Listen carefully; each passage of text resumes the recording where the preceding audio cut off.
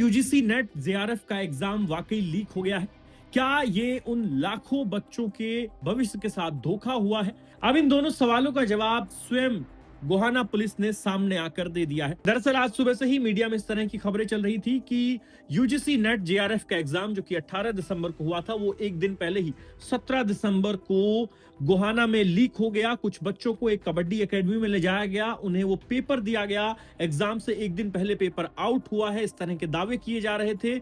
और CM flying ने इस एकेडमी में छापा भी मारा था, रंगे हाथ उन बच्चों को पकड़ा था जो कि पेपर सॉल्व कर रहे थे। इसके बाद खबर आई कि ये पेपर लीक हो चुका है। अब इस पर हड़कंप मचा तो सोनीपत पुलिस जो है, गोहाना पुलिस, वो सामने आई है और गोहाना पुलिस के एसीपी राहुल देव ने इस मामले में प्रेस कॉन्फ्रेंस कर बड़ा खुलासा किया है। उन्होंने कहा है कि ये मामला एग्जाम लीक का नहीं है, बल्कि जो बच्चे वहां पहुंचे थे, जिनको ये आश्वासन दिया गया था कि यही एग्जाम 18 तारीख को आने वाला है, ये उनके साथ ही फ्रॉड हुआ है और फ्रॉड किया गया है। पेपर लीक नहीं हुआ, पेपर पूरे इंडिया में हुआ है, पेपर सही था। वो पेपर 17 तारीख को जो इन बच्चों को दिया गया, वो 18 तारीख वाला पेपर नहीं था। यानी इन बच्चों के साथ ही उल्टा फ्रॉड हो गया, जो कि नकल के बहाने बैठे थे, जिन्होंने 3 से 4 लाख रुपए इस एग्जाम में पास होने के लिए दिए थे। अब पुलिस ने इस मामले में कुछ गिरफ्तारियां भी की है, साथ ही एक एसआईटी बनाई है। पूरा मामला जो है वो लाखों बच्चों के भविष्य से जुड़ा है। कांग्रेस पार्टी के राष्ट्रीय महासचिव रणदीप सिंह सुरजेवाला ने जैसे ही ये खबर बाहर आई तो यहां तक आरोप लगा दिया है कि चाहे केंद्र की परीक्षा हो, चाहे राज्य सरकार की परीक्षा, हरियाणा फेवरेट डेस्टिनेशन बन गया है पेपर लीक का। और उन्होंने नायब सैनी सरकार पर जमकर हमला बोला। लेकिन अब पुलिस कह रही है कि ये मामला पेपर लीक का नहीं है, बल्कि वो बच्चे तो खुद पीड़ित हैं, उनके साथ तो खुद स्कैम हुआ है। हालांकि कहने वाले इस मामले पर दूसरा नजरिया भी रखते हैं। उनका कहना है कि पुलिस अब इस पूरे मामले को दबाने की कोशिश कर रही है। हालांकि पुलिस का ऑफिशियल वर्जन यही है कि एग्जाम लीक नहीं हुआ है। एग्जाम जो है वो 17 तारीख को इन बच्चों को जो दिया गया, वो 18 तारीख वाला एग्जाम नहीं था। और खुद ये जो बच्चे सॉल्व कर रहे थे एग्जाम 17 तारीख को उस कबड्डी एकेडमी में, इनके साथ ही उल्टा फ्रॉड हो गया है। पूरे मामले को लेकर एसीपी राहुल देव क्या कह रहे हैं, आप अंत में सुनिए और इस खबर पर अपनी राय हमें कमेंट सेक्शन में लिख के बताएं। पूरा मामला है क्या?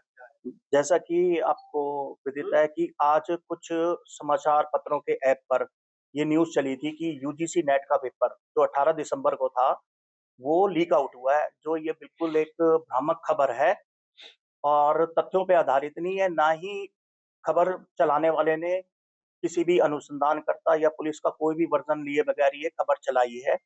इसमें मैं आपको स्पष्ट कर देना चाहता हूँ कि 17 तारीख को जो सीएम फ्लाइंग का जो दस्ता था, उन्होंने रेड करी थी एनसी कॉलेज में और पीछा करते हुए एक टेम्पो ट्रैवलर का, वहीं पे रायते 12 कॉलेज हुआ करता था, वहाँ पे अब कबड्डी की अकेडमी है, वहाँ पे गए, तो वहाँ पे 2 लड़कों को जो काबू करा था, जो वो लड़के ये बच्चों को बहला के ये करा रहे थे कि हम आपको इसका पेपर लीक आउट करा के आपको दे देंगे, जो हम पेपर करा रहे हैं वो यही पेपर आएगा। ये एक तरीके की चीटिंग थी।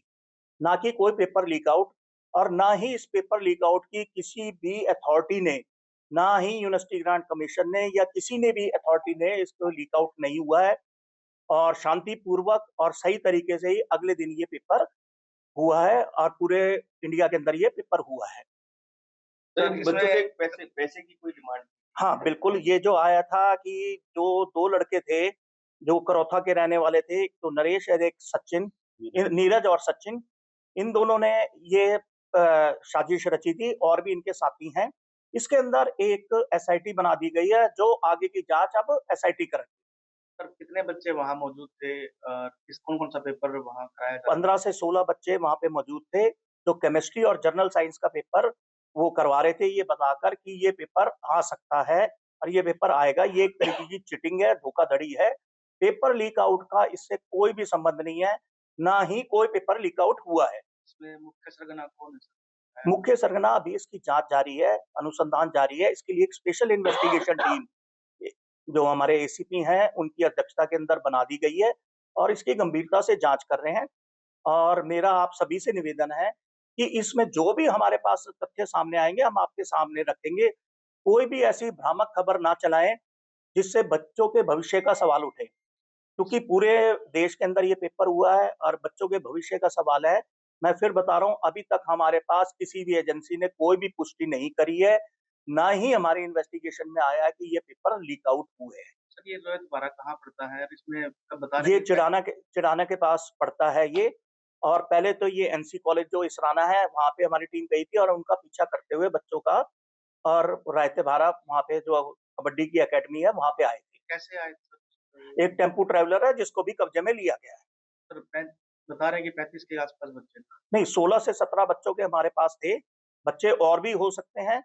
अभी हम ना तो किसी बच्चे का नाम डिस्क्लोज कराए क्योंकि वो पीड़ित पक्ष है। सर ये पेपर किस-किस चीज़ की तैयारी थी? कौन-कौन से पेपर? जो है केमिस्ट्री और जनरल साइंस के पेपर के वो सेट निकाल के दे रहे थे।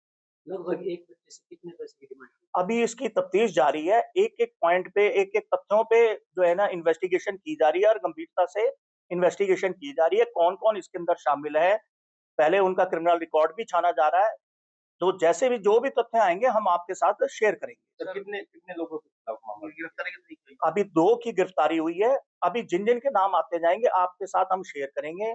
और मेरा पुनः निवेदन है कि इस संबंध में पेपर लीक आउट की भ्रामक खबर कोई ना चलाएँ। हम आपके साथ पूरी जो भी हमारे पास जानकारी आएगी हम आपके साथ शेयर करेंगे। ये चीटिंग करवा रहे हैं। ये चीटिंग एक तरीके की चीटिंग है और बच्चों से पैसे ऐंठने के लिए ये करी है। बच्चे तो जो इसके अंदर है वो पीड़ित पक्ष हैं।